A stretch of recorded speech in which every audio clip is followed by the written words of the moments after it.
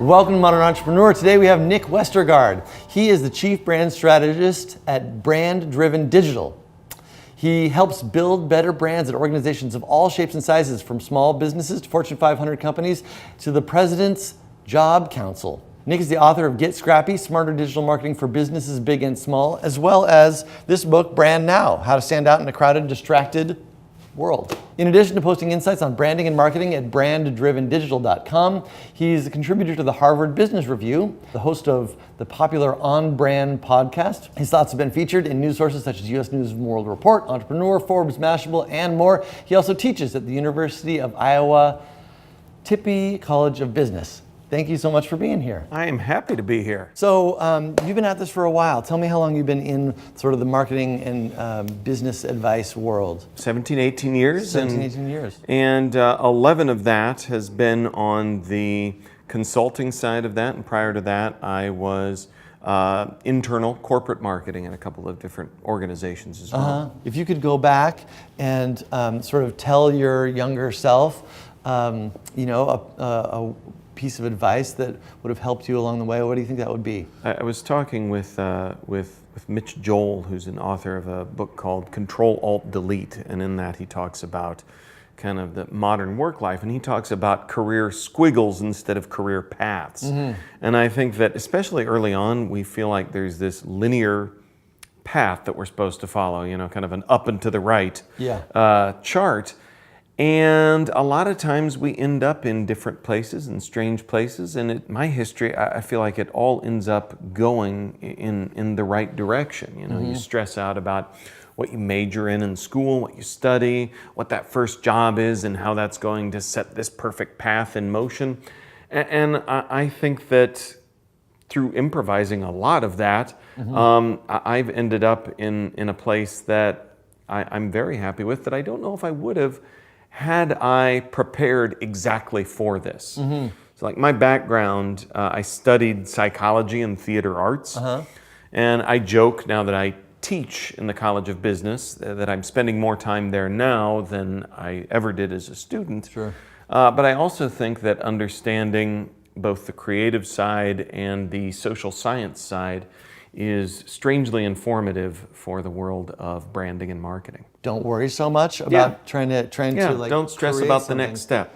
Don't stress about the next step, and pursue what you're interested in. It sounds like. Yeah, I think that you're gonna do better that way than trying to prescribe something on it. And it seems to me too that like what it takes to achieve success in any sort of field or career is actually like hustle more than pedigree, and that being interested is what generates the motivation to hustle for many of us. Well, I think hustle's a big buzzword, especially in the entrepreneurial community. But I do like another thing that you said in there about heart, because I think that has to be there. I think that's an ingredient you can't fake. What do you feel like your unique skill set is? My unique skill set is a comparison I make a lot, especially in the consulting world, is that a lot of times it's sort of like organizing a closet. It's dumping everything out, looking at everything, and then trying to figure out a better way to put it back together.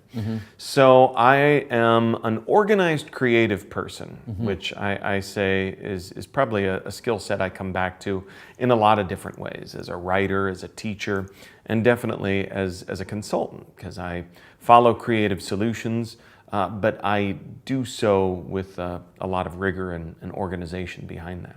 And like process, is there sort of like a method to your creative process? I'd love it if there was, but I don't have a specific system that I follow. I'd say other than respect for questions. I think I'm someone that, as a consultant, I question a lot. As a teacher, I encourage students to ask questions when we do projects with sample clients, because I think drawing out answers to those questions is usually where the secrets lie. Yeah, I totally agree.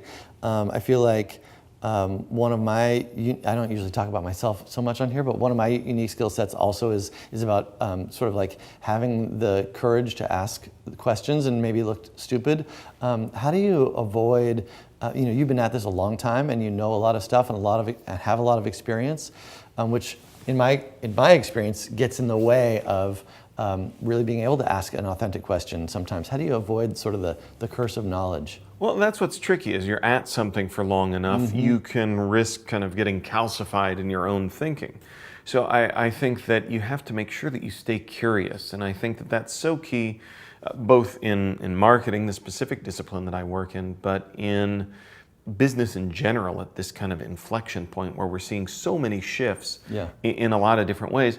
I mean, I think it keeps us on our toes. It's hard to get too settled just by the very nature of how things are today, and businesses that weren't there 2 years ago that are here now, and tools and things that we're doing and things that aren't here yet that will be in a couple of years too. So I think staying on top of that wave is one way to kind of force yourself to stay curious. Interesting. So you're a consultant, and you obviously have to, like the rest of us, find and attract new customers.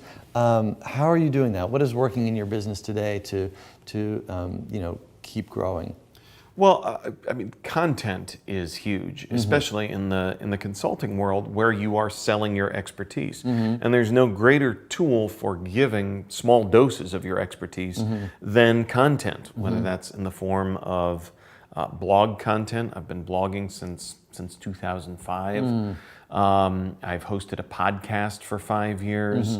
All the different forms of content kind of coalescing, coming together in writing books. I'd say that's kind of the ultimate kind of macro form of content. That it's interesting with all of the tools that we have. I think there's still very much a place for books too, because it's that big assembly of information in a very specific package. So I think that is something that people are still looking for very much. Yeah. So you seem, given that we have this book called How to Stand Out in a Crowded, Distracted World, and given the fact that you're not the only blogger or podcaster out there, we have thousands of customers around the world that are also bloggers. We are also bloggers. And as you everybody's a blogger. I noticed that posting a blog post does not equate to customers. So how, what's the sort of magic that happens in the middle there?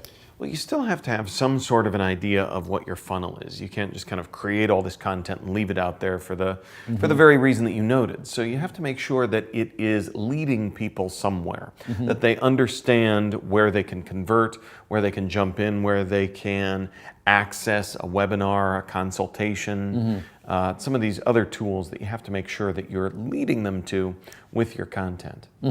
So let's just specifically talk about, say, your blog. If I were to right now go to any one of your blog articles, what would I find on there that would sort of like lead me into your funnel? Right. You would find obviously opt-in sign-up forms, because a lot of people are discovering. So like stay up to date with my blog type opt-in forms. Okay. An email newsletter. I have curated content that I release every week via an email newsletter. You'd also find information about my upcoming workshops as a teacher, as a consultant. That kind of bundles itself into some workshop offerings too. So those are all kind of surrounding that content as well. Yeah, and then it's obviously you're getting out and speaking as well. Is that something you do commonly? I do a lot of keynote speaking at conferences, corporate events throughout the world. So. Right. So pretty traditional marketing mix: content, newsletter, blog, and then just doing a lot of it, keeping at it for a long time. Well, and I think the tricky thing, to your earlier point about everybody's blogging, I think we have to be really careful that we're not engaging in what I call checklist marketing, where we see the list of all the things that everybody's supposed to do, so we just think we need to do all of that as well. I mean, I think you saw that with blogging. I think now you're starting to see it with podcasting. It's not a mystery anymore that podcasting is huge, so everybody's jumping in. Yeah. And unless you're creating something truly unique, you run the risk of creating what I call Me Too content. Absolutely. It's a blog post everyone else has written. Yeah. It is a podcast featuring guests that are on everyone else's show. Yep. So thinking about what you can really bring to the mix that's different for you. How do you decide what your next blog post is going to be about? Well, I think the bigger question gets to who you are as a brand, because I think that's the risk of engaging in all of the easy and accessible marketing tools of today without thinking of who you are, what you stand for, and who your community is. With those questions answered, you can think a little bit more about what you should be creating, what your point of view is, what kind of voice that's delivered in, and you can be a lot more informed about that as well. It's interesting. I'm blogging less and podcasting more. It's a good fit for my audience, which is a lot of busy executive types, but there are people with commutes, people that want doses of information quickly. I keep the show moving, so it's about 20 to 25 minutes. Yeah. So. But that's based on my audience, on my community. So do you poll them? You ask them who they want to see? Or? Yeah. And I frequently ask on the show. I ask in the social media conversations surrounding the show. Great. Tell me what's sort of the cutting edge for you. What are you learning next? What are you excited about? What's the next hill you're going to climb? I think video is huge, Yeah. and I think that is, as we say this right now, On video. Yeah. I think One that, step ahead of you, bro. Exactly. And I think that you look at the percentage of online content that will be video within the next year is staggering. Yeah. I think the number is somewhere around 80%. Of content online will be video. Oh, interesting. So just thinking about that, what that means, and I think there's a big gap. I think that there's some that have jumped in with both feet, those early adopters that are doing innovative things. I think there's several that are still kind of flipping the phone around and doing kind of quick and dirty things that might need to look at upping their game. When you think about the arc of your career, what do you imagine you'd like your legacy to be? I like simplicity, and I think that you talk about my legacy, and like any good marketer, I have testimonials from customers on my site, and one of those that's my favorite says that Nick makes the complex simple, and I think to me, that is what I'm trying to do, whether I'm teaching, writing, consulting, are these things that are big, hairy problems that I can help folks take apart and solve. And if they're better off as a result of it, then I've done my job. I totally resonate with that. Our mission at Ontraport is to remove the burden of technology so that entrepreneurs can deliver their value to the world. And what we see all day long, every day, is that people with tons of value to be giving are mired in complexity, and giving the gift of simplicity so that they can move forward is just absolutely enormous.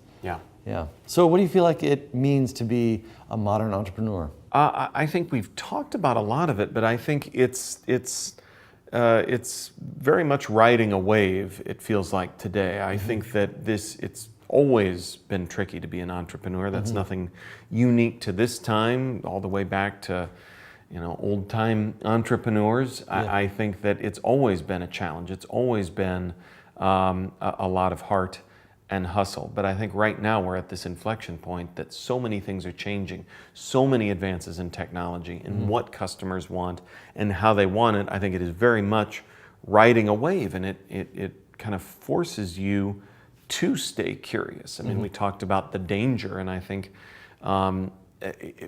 it has the stakes of riding that wave, because to do really anything else is to kind of fall off of it and into the water. Riding a wave is an interesting metaphor. What is it a wave of technology? Is it a wave of new ways of communicating? What is this wave composed of? I'm from Iowa, so you shouldn't trust my wave. It's a wave analogy of corn. Anyway. Yeah, exactly. I assume you fall into the water. I don't know what happens after that. But I think it's we certainly talk a lot about the technology, but I wouldn't underestimate how we are adopting that and what that means. The customer that, I was just thinking in the lift on the way here, how different this is, that we don't want that anymore. It's really not all that different than hailing a cab, but it's very different, and it's driven by what people want. And I think it's not just the technology. I think I think consumers are changing at a pace faster than they've changed before. I think that's right. And with that, I thank you so much. This has been a great conversation. I Thank appreciate you. you being here. Would you do us the honor of signing our wall? I would love to. Awesome.